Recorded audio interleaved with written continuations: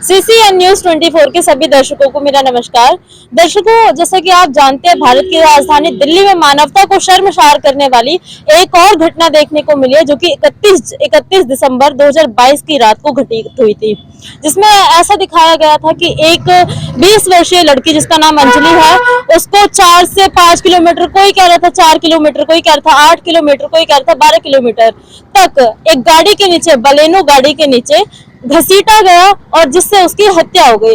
आज जब इस मामले की जांच शुरू हुई तो कई सारी तख्तियां खुलती चली गई और आज उस लड़की का पोस्टमार्टम होकर दाह संस्कार भी हो चुका है। इस मामले की चर्चा करने के लिए हमारे साथ हमारे सर है मिस्टर दिनेश गर्ग जैन जी। इसके बारे में हम इनसे थोड़ी चर्चा करते हैं, इस घटना के बारे में। सर, मैंने जैसे कि आपको भी पता है इस पूरे केस के बारे में, तो पहले कहा गया कि पुलिस गुमराह कर रही है केस को, अब इसके बाद पूरी गुत्थी सुलझती गई, सुलझ रही है कि उलझ रही है ये समझ नहीं आ रहा, तो आप इसके बारे में क्या कहेंगे? देखो मैडम, सबसे पहले तो हमको ना ये समझने की जरूरत है कि 31 दिसंबर को ये मामला सामने आया, ठीक है, 2022 में। आज से ठीक 10 साल पहले अगर जाएं, 2012 की तरफ अगर हम जाएंगे, निर्भया कांड हुआ, ठीक है। निर्भया कांड हुआ तो पूरी दिल्ली के अंदर हालांकि ये कांड हुआ था, लेकिन दिल्ली के अलावा अनेकों राज्यों में, पूरे भारत को अगर देशव्यापी मुद्दा बन गया था। क्यों? क्योंकि उससे इतना जघन्य अपराध या इस तरीके का हैवानियत हमने 2015 से नहीं देखा था। तो इससे पहले भी हुए थे, बट वो उतने उभार नहीं ले पाए थे कैसे? या यूं भी कह सकते हो कि इतनी हैवानियत नहीं हुई थी, हमारे सामने नहीं आई थी वो चीज। जब हमारे सामने या क्योंकि मीडिया ने उस चीज को हाईलाइट किया और तमाम कैंडल्स मार्च और तमाम तरह के प्रोटेक्ट इसके लिए चलने लगे थे, धरने पे लोग वगैरह सब कुछ हो गया, एक्टिव हो गए थे इस केस को लेके। उसके बाद भी उसको इंसाफ मिलने में 10 साल 8-10 साल उसमें लग गए। उसके बाद कोई नया कानून बना था और अब 2022 में यह हादसा हुआ। 2012 के बाद 2022 तक, मतलब 10 साल में, ऐसा नहीं कि उसके बाद ये नया कोई केस आ रहा है, उसके बाद भी लड़कियों के साथ, महिलाओं के साथ, बच्चियों के साथ लगातार शोषण होता जा रहा है। दिल्ली पुलिस अपने दावे करती है, दिल्ली सरकार अपने दावे करती है, केंद्र सरकार अपने दावे करती है ये कि हम सब के सब दिल्ली के अंदर महिलाओं को महफूज करने के लिए बिल्कुल मजबूती के साथ खड़े हैं, सब अपने दावे कर रहे हैं। लेकिन सच्चाई ये है कि सब के सब अपनी गंदी राजनीति को चमकाने के लिए कर रहे हैं तैयारी। बस दिल्ली सरकार कहती है हमने हर जगह कैमरे लगा रखे हैं, हर चौक चौराहे पे कैमरे हैं। मैं एक्सेप्ट करता हूं कि हर जगह कैमरे लगे हैं। तो जब वो लड़की को, अब इसकी अंजलि की मैं बात कर रहा हूं, 4 किलोमीटर तक अगर घुमाया है या 11 किलोमीटर तक घुमाया है या 8 किलोमीटर तक घुमाया, जो सारी बातें नई नई आ रही हैं, 4 किलोमीटर की भी आ रही है, 8 किलोमीटर आ रही है, तो कोई बताया ही नहीं, अभी तक सामने नहीं आया। और अगर जो लास्ट घूम फिर के आज जो सुई अटकी है 3 तारीख को, वो 4 पे अटक रही है। हम कहते हैं 4 किलोमीटर ही घुमाया है। तो क्या दिल्ली सरकार के वो कैमरों के अंदर वो तस्वीरें कैद नहीं हो रही थी? मेरी बात समझ लो ना, 4 किलोमीटर तक उसको घुमा रहे हैं, तब तक वो कोई तस्वीर कैमरे में कैद नहीं हो रही। आप 4 किलोमीटर छोड़ो, आप 400 मीटर भी बिना हेलमेट के चलने लग जाओ तो आपको तुरंत ट्रैफिक पुलिस पकड़ लेगी। आप 400 मीटर बिना सीट बेल्ट के चलने लग जाओ तो आपको ट्रैफिक पुलिस चालान काट देगा। और एक बात और, आपको लगता है कि कोई एक लड़की की बॉडी पीछे ऐसे चिपक सकती है कि वो घसीटती चले जाए? एक पन्नी थोड़ी है, एक पूरी सजीव चीज है वो। मैं वही बता रहा हूँ मैडम, बात को समझो पूरा करना। तो दिल्ली सरकार तो यहाँ पे विफल होती है इसलिए क्योंकि उनके कैमरों के अंदर वो चीज कैद नहीं होती है। जबकि दिल्ली सरकार ये कहती है कि हम अपने दिल्ली की बेटियों को महफूज करने में हर तत्पर हैं। हमने सीसीटीवी इसीलिए लगाए, हमने हर चौक चौराहे पे डार्कनेस खत्म करी। उन लोगों ने कहा कि हम लोगों ने दिल्ली के अंदर डार्कनेस खत्म करी है, न्यू हेल्पलाइन नंबर जारी किए, हेल्पलाइन नंबर जारी की।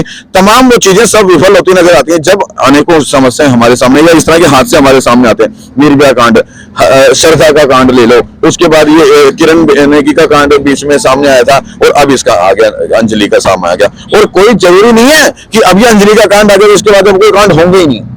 लेकिन मैं फिर भी निवेदन करूंगा दिल्ली सरकार से भी कि अपनी दिल्ली को इतना महफूज जरूर बनाए कि हमारी बेटियों को वो पूरी तरह से सुरक्षा जरूर दे पाए।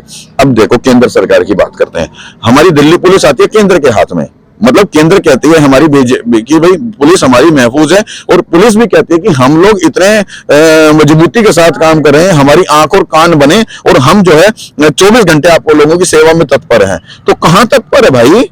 रात के अंदर 5 व्यक्ति अपनी गाड़ी के अंदर शराब पी के वो गाड़ी चला रहे हैं और पूरी वॉल्यूम तेज करके गाड़ी चला रहे हैं, एक बॉडी को 4 किलोमीटर तक घसीट रहे हैं, जबकि मैं दिल्ली पुलिस के वायदों के अनुसार बात करूंगी, उन्होंने कहा 4 किलोमीटर, मैंने नहीं बोला, 4 किलोमीटर तक घसीट रहे हैं, उनको पता ही नहीं चल रहा।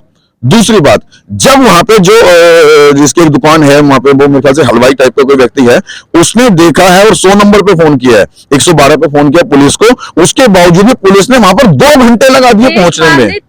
3 बार कॉल करने के बाद भी 2 घंटे बाद पुलिस वहां पर पहुंच रही है। तो वो 2 घंटे बाद पुलिस पहुंच रही है जो अपनी खाकी वर्दी पे इतना गुमान रखती है कि हम बिल्कुल साफ हैं, और हम महिलाओं को, तो क्या पूरी दिल्ली की सुरक्षा की बात करते हैं ना वो, तो मैं तो महिलाओं की बात कर रहा हूं। भाई महिलाएं कहां सुरक्षित हैं, हमारी बहन बेटियां कहां सुरक्षित हैं?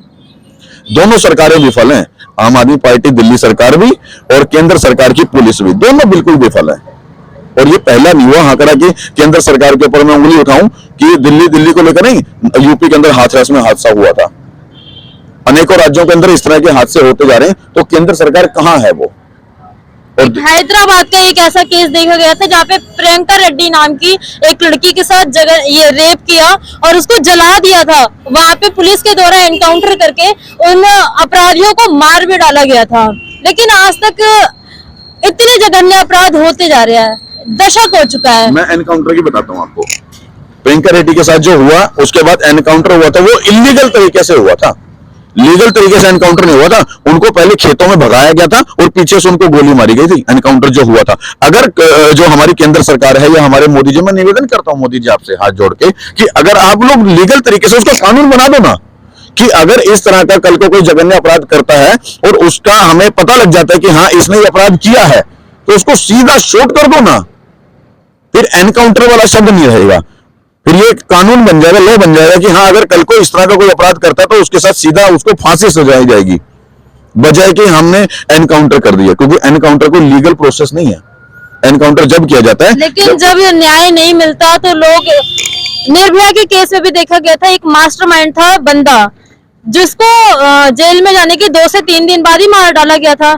जब न्याय में देरी होती है तो लोग अन्याय के रास्ते ही न्याय पाने की भी गुहार लगाने लगते हैं ना। मैडम एनकाउंटर कब किया जाता है, समझ लो ना, एनकाउंटर जब किया जाता है जब अपराधी भाग रहा हो, तब अपराधी भाग रहा होता ना तब। लेकिन अपराधी को भागने का मौका क्यों दिया?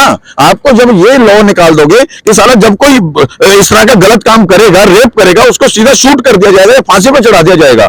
तो यहाँ पे हमारे विधायिका विफल है, इस वजह से न्याय पाने के लिए इन लोगों ने एनकाउंटर शब्द का इस्तेमाल किया और दोषियों को गलत तरीके से ही एक सही सजा तो दे दी गई ना। हाँ, सजा उनको मिली, लेकिन वो लीगल प्रोसेस से नहीं मिली।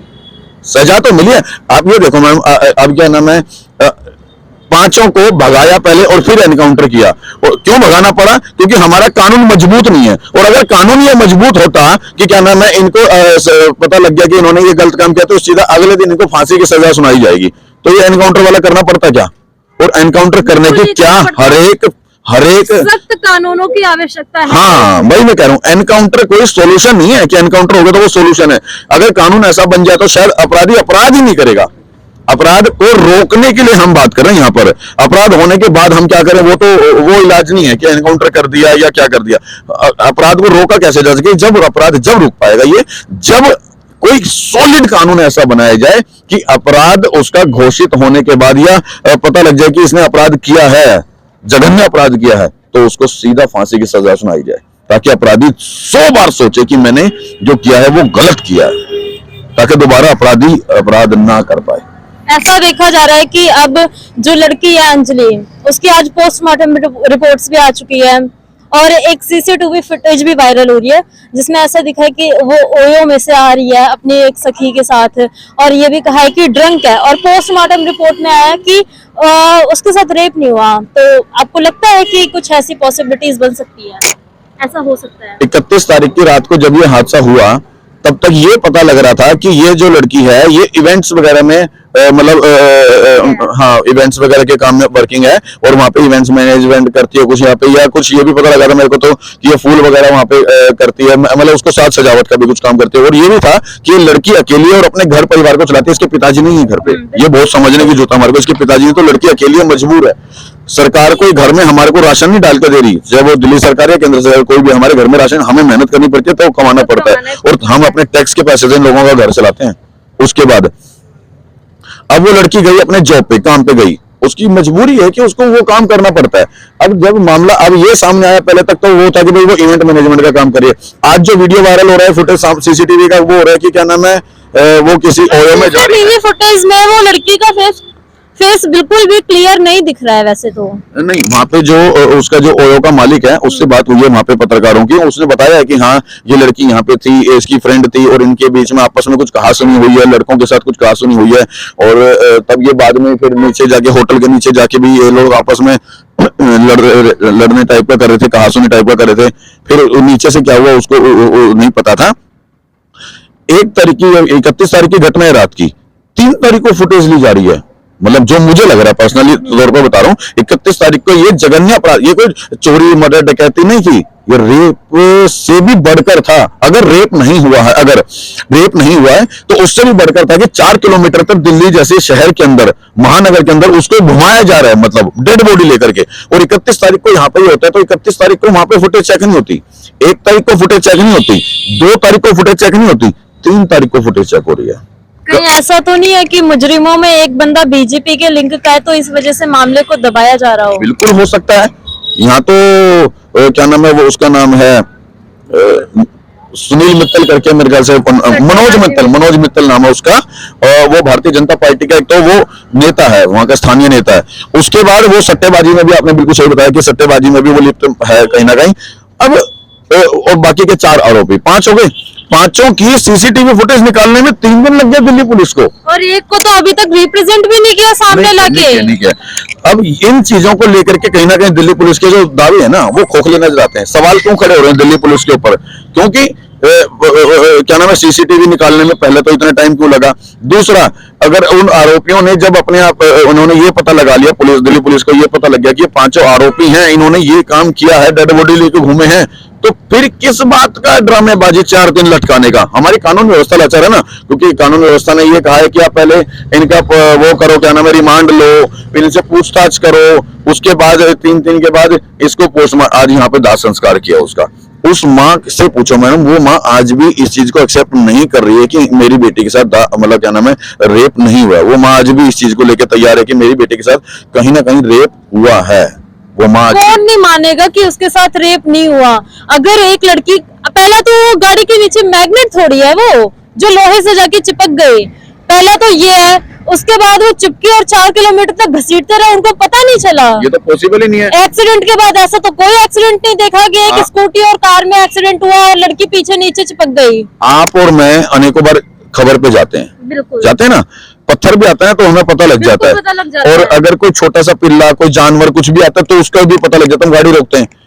वो लोग यार 5 लोग गाड़ी में घूम रहे हैं, 31 तारीख की रात को घूम रहे हैं, और पुलिस को तो पहले तैनात किया जाता है इन चीजों के लिए, स्पेशल डेज के लिए, कि क्या नाम है, कल नया साल और आज बच्चे उड़दंग करेंगे, इन चीजों के लिए स्पेशल के नाइट। और स्पेशली ये कंझावला जैसे एरियाज तो ऐसे जहाँ पे रोज के रोज दंगे होते हैं, तो 31 के लिए तो और ज्यादा सतर्क रहने की जरूरत थी ना। वो पूरी बॉडी को लेके घूम रहे हैं और उनको वो पता नहीं है, मतलब इतना तेज म्यूजिक है या इतने नशे में धुत हैं कि वो किसी लड़की को टक्कर मार रहे हैं स्कूटी से, और वो बॉडी को लेके 4 किलोमीटर तक दिल्ली के शहर में घूम रहे हैं और किसी को पता नहीं चले। मतलब आपको लगता है, ईमानदारी से बताना, आपको लगता है? बिल्कुल भी नहीं लगता, बिल्कुल भी नहीं लगता। मैं पर्सनली कह रही हूँ कि ये रेप है और ये प्री प्लान्ड है, बिल्कुल। दूसरी बात, मैं जो हमारा पोस्टमार्टम हुआ इस लड़की का, उसके ऊपर पूरी तरह से सवाल नहीं खड़ा करूंगा कि वो रेप है। मैं कहता हूं अगर वो रेप नहीं है, पोस्टमार्टम की रिपोर्ट ये कह रही कि रेप नहीं है, और दिल्ली पुलिस भी शुरू से कहती आ रही कि ये रेप नहीं है, मान लिया मैंने कि रेप नहीं है, लेकिन जघन्य अपराध तो है। 4 किलोमीटर तक दिल्ली की सड़कों के ऊपर अगर किसी भी लड़की को डेड बॉडी को पहले तो हिट करना, फिर उसको मार देना, मतलब रन कर दिया, और 4 किलोमीटर तक उसको घुमाते चले गए, तो क्या ऐसी अपराधों को रोकने के लिए कोई नए सख्त कानून की जरूरत नहीं है? दूसरा, क्या यहाँ पर दिल्ली अगर रेप नहीं हुआ तो दिल्ली पुलिस सवालों के घेरे में नहीं है? तीसरा, अगर रेप नहीं हुआ तो मतलब दिल्ली सरकार के ऊपर कोई सवाल नहीं खड़ा होता।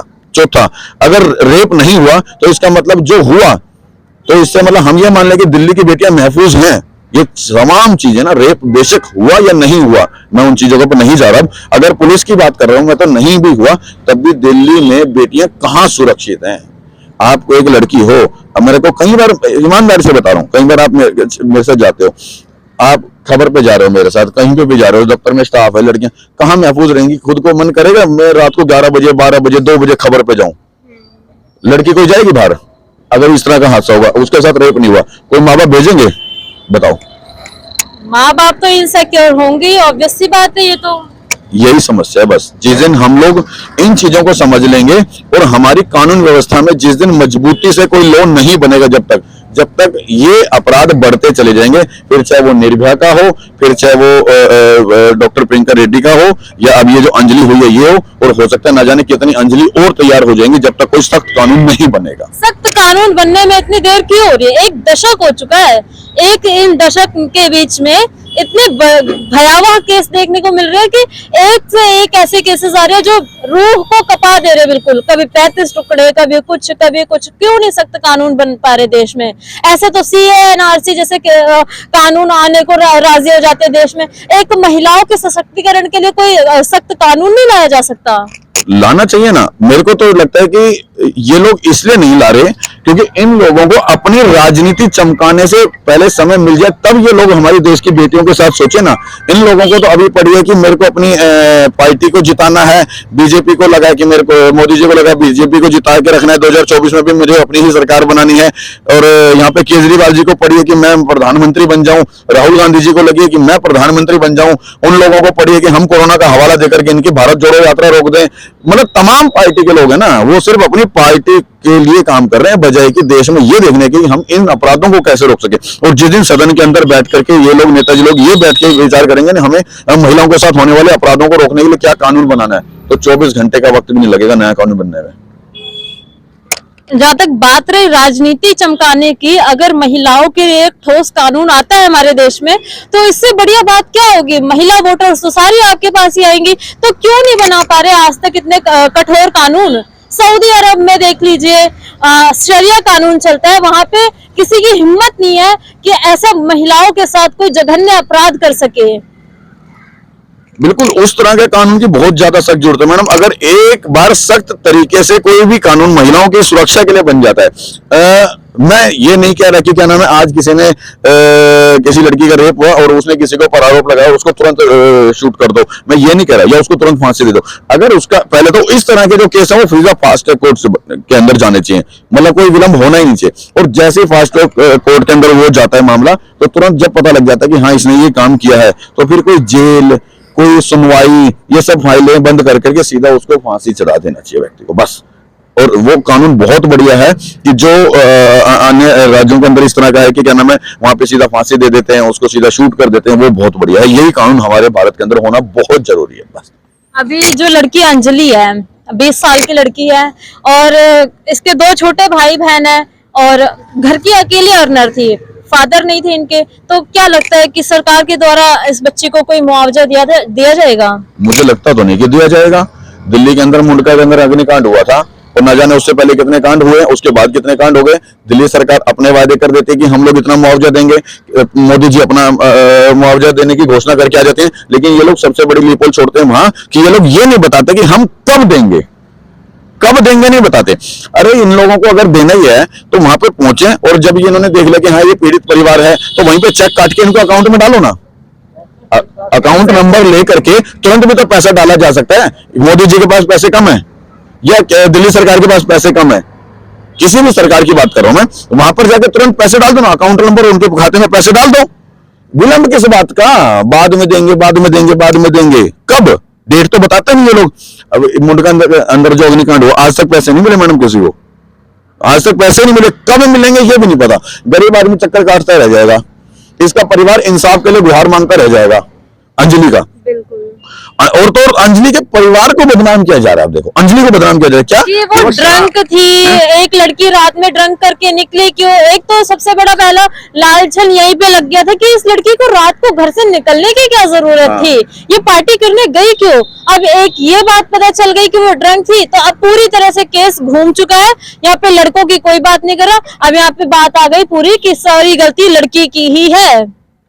अब जब क्योंकि केस को ना उलझाया जा रहा है ये, ताकि या तो मीडिया डाइवर्ट हो जाए उस तरफ, या ये केस उस तरफ डाइवर्ट हो जाए, लोगों का ध्यान उस तरफ डाइवर्ट हो जाए।